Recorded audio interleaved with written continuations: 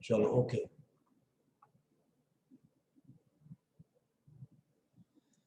चलिए बेटा, इसमें हम बात करते हैं लीनियर प्रोग्रामिंग की, ठीक है ना। राइट डाउन, आपसे कहा जाए दिस इज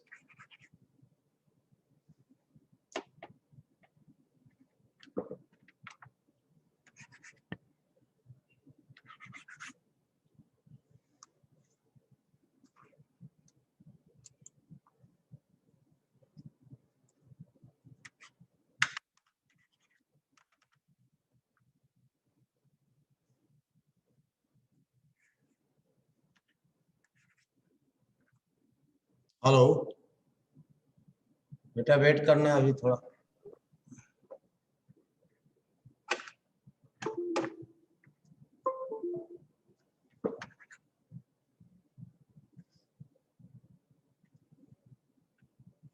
चलो हम स्टार्ट करें।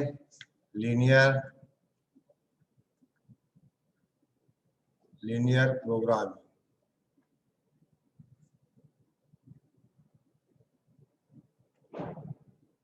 ठीक है ना। देखो बेटा, पहली बात, आप 11th में और 10th में लीनियर इक्वेशंस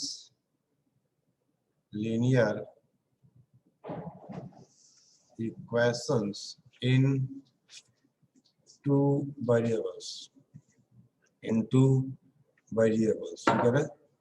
ये बेटे आप पढ़ चुके हो। इसे कहा जाए x plus y is equal to 5। तो आपको पता है ये एक स्ट्रेट लाइन है, यानी इसका अगर आप बेटा ग्राफ ड्रॉ करना चाहोगे तो आप कहोगे x और y एक्सिस और x plus y is equal to 5। ये लाइन कुछ ऐसी हो गई, ठीक है ना। यानी this is the equation of the line that is x plus y is equal to 5, ठीक है ना। ये बेटा है x plus y is equal to 5, ठीक है। ओके, चलो देखो, आप ध्यान दो बेटा।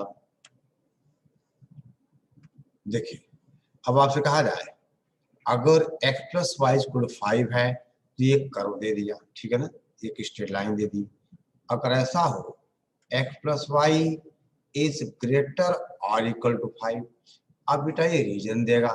यानी आप क्या कहोगे, उस केस में ये x एक्सिस हो गया, y एक्सिस हो गया, और ये लाइन है x plus y equal to 5। देख बेटा, ये पॉइंट हो जाएगा 5,0, ये पॉइंट होगा 0,5, इसी तरह से ये पॉइंट होगा 5,0 और ये होगा 0,5, ठीक है बेटा।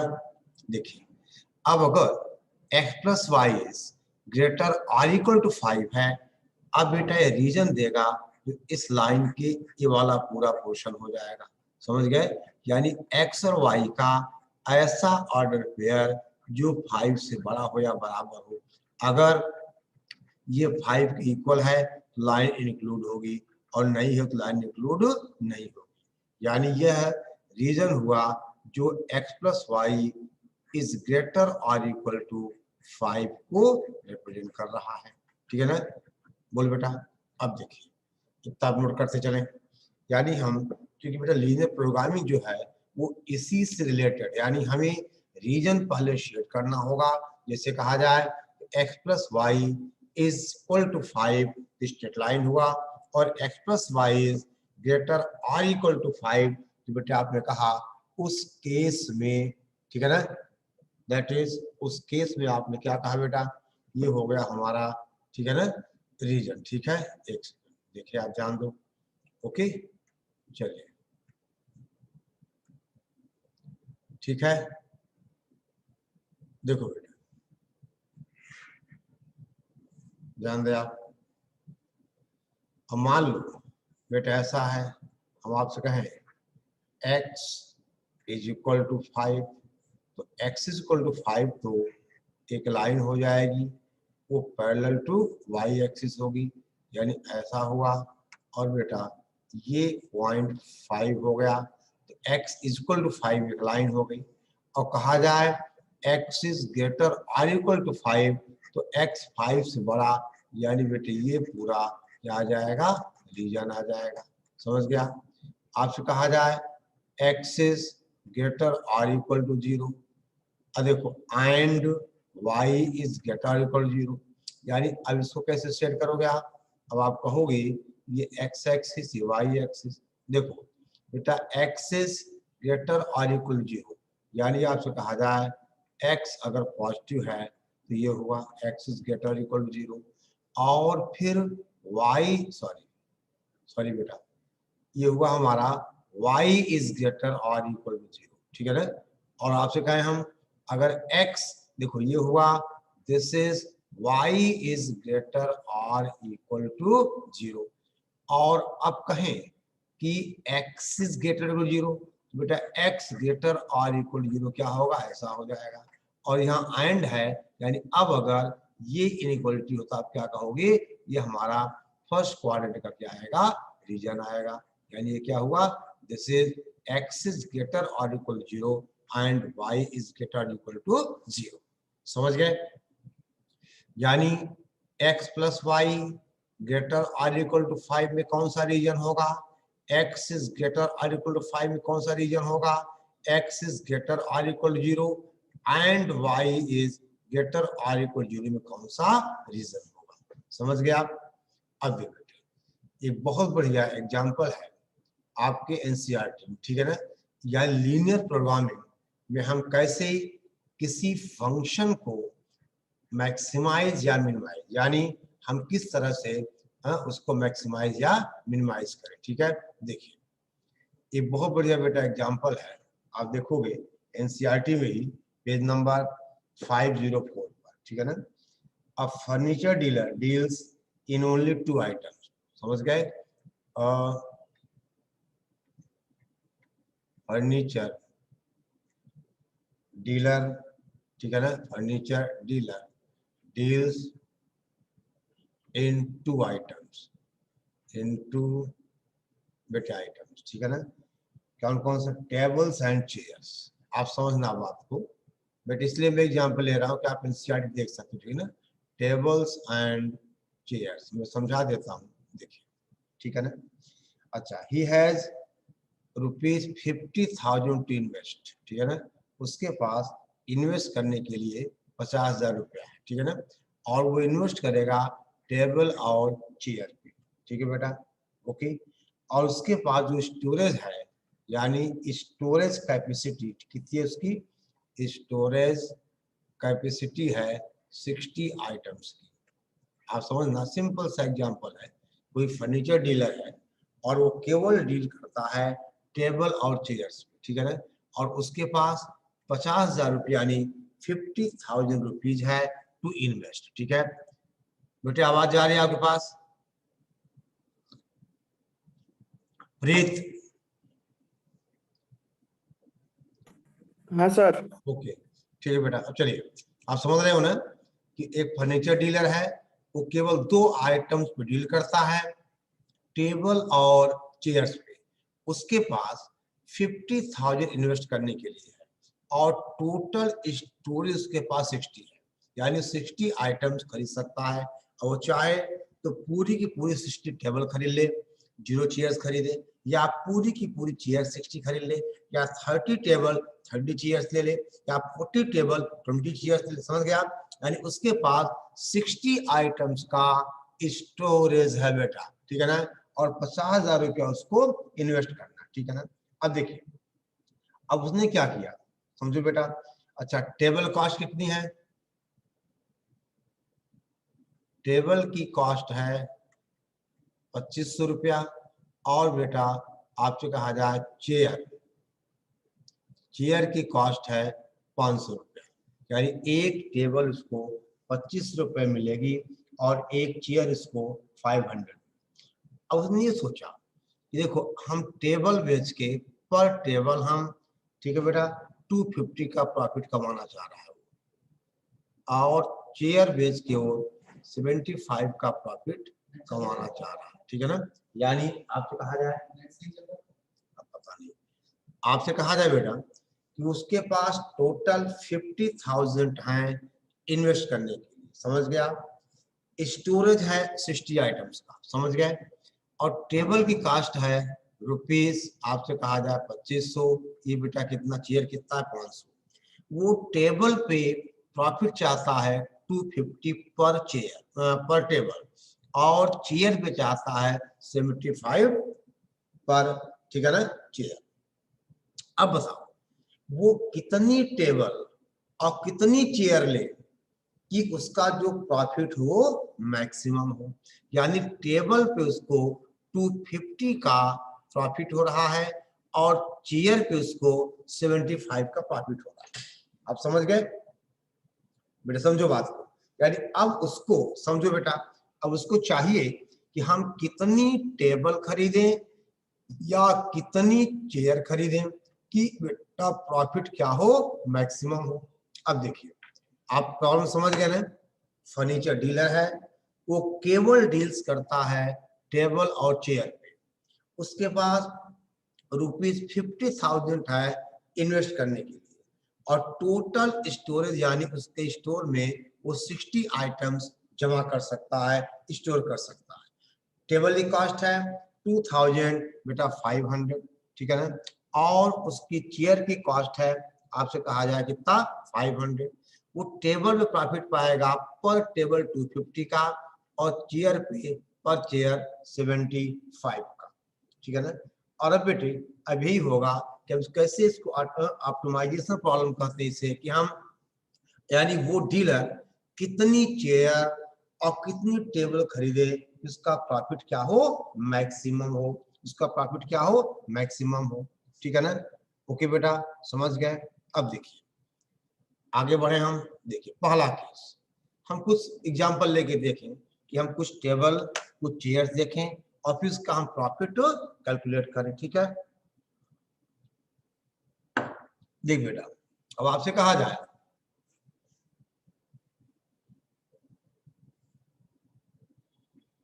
पहला केस, मान लो बेटा पूरी की पूरी ऑल 60 आइटम्स में मान लो वो बेटा टेबल ही खरीद लेता है।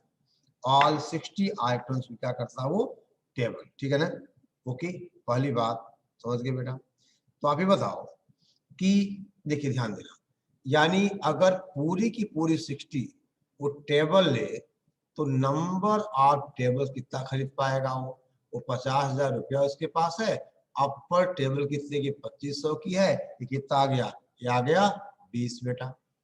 और अब उसका टोटल प्रॉफिट कितना हुआ, टोटल प्रॉफिट हो गया आपसे कहा जाए दैट इज कितना 250 गुणे कितना बेटा 20, क्योंकि एक टेबल बेचने पर उसको 250 का प्रॉफिट होगा। कितना आ गया 5 कितना बेटा 5000। यानी अगर वो पूरे की पूरी 60 टेबल्स परचेज करता है और उसको सेल करेगा तो उसको प्रॉफिट मिलेगा कितने का 5000 का। आई बात सुन बेटे, उसको प्रॉफिट कितना आएगा 5000 का। चलो दूसरी बात आपसे कहा जाए अगर वो ऑल 60 आइटम्स में बेटा चेयर खरीदे, केवल चेयर खरीदे, पूरी की पूरी 60 क्या कर ले वो चेयर खरीद ले। अब चेयर की कॉस्ट कितनी 500, तो आप कहोगे नंबर ऑफ चेयर्स कितनी हो गई, बोल बेटा यानी 50,000 इन्वेस्टमेंट करने के लिए है, अपॉन कितना एक की 500 रुपया है, तो बेटा कितना आ गया उसको मिलेंगे 100 चेयर्स, दैट इज 100 चेयर्स, ठीक है ना। अब देख बेटा अगर वो पूरे के पूरे 50,000 में अगर वो चेयर्स खरीदे तो टोटल 100 मिलेंगी। और अब यहाँ पे उसका टोटल प्रॉफिट आप देखो, टोटल प्रॉफिट यानी 100 चेयर, इस पे प्रॉफिट 75 का मिलता है, इतना हो गया, ये हो गया 4500। यानी यहाँ प्रॉफिट और सर स्टोरेज तो 60 की ही है, क्या चीज, स्टोरेज 60 ही है सर, हाँ 60 है बेटा, ठीक है। तो तो 100 कैसे लेगा सर। ओके तो मैक्सिमम वो 60 ही जाएगा, समझ गए बात को। हाँ 100 पर लेकिन 60 है, यानी 60 इंटू 75 ये कितना हुआ दैट इज 4500, समझ गए बेटा 60 इंटू 75, ओके करेक्ट, समझ गया ना। देखो सही बात है, उसके पास स्टोरेज तो कितने का है 60 का ही है, तो मैक्सिमम 60 चेयर खरीद सकता है वो, यानी 60 इंटू 75 उसका प्रॉफिट कितना हुआ 45 का, ठीक है। आई बात समझ में? यानी यहाँ 5000 का है और यहाँ कितना का है 4500 का। अब देखिए तीसरा केस देखो बेटे, अब देखिए यानी हमें देखना क्या है कि कितनी चेयर्स ले और कितनी टेबल्स ले बेटा, उसका जो मैक्सिमम नंबर हो, मतलब प्रॉफिट क्या हो, मैक्सिमम हो। ठीक है ना? अब देखो बेटे ध्यान दो, आप इधर देखिए। अब मान लीजिए आपसे कहा जाए एक थर्ड एग्जांपल, मान लो बेटा वो परचेज करता है नंबर ऑफ टेबल्स, आपसे कहा जाए 10, ठीक है ना, और नंबर ऑफ आपसे कहा जाए चेयर्स, दैट इज आपसे कहा जाए कितना 50। समझ गए बेटा? आई बात समझ में? यानी अब देखिए उसका प्रॉफिट कितना हो जाएगा, प्रॉफिट इक्वल टू 10 इंटू यहाँ कितने कमा रहा है वो 250 का प्रॉफिट है, और प्लस 50 इंटू कितना बोलो बेटे 75 का है, और ये कैलकुलेट हो गया जाएगा 6250। यहाँ उसका प्रॉफिट क्या हुआ, बढ़ गया। आई बात समझ में? यानी जब वो पूरा केस बेटा, पहला केस हमने लिया था कि टेबल और चेयर, यानी यहाँ टेबल 60 थी, ये 0 था। दूसरे केस में ये 0 था, ये बेटे 60 था। तीसरे केस में ये 10 है, ये 50 है। तो आपने देखा कि यहाँ पे उसका प्रॉफिट क्या है, मैक्सिमम। आई बात समझ में? ओके, अब देख बेटे, अब यहाँ पे समझे, अब इसको हम यानी इसी चीज को हम मैथमेटिकल फार्मूलेशन में कैसे, यानी हम इसका कोई मैथमेटिकल फार्मूलेशन कैसे करें। ठीक है ना? Write down. आप समझ गए ना कि कितने आइटम्स यानी कितने टेबल ले, कितनी चेयर ले, उसका प्रॉफिट क्या हो, मैक्सिमम। ठीक है? अब देख बेटा ध्यान दे, आप आपसे कहा जाए मैथमेटिकल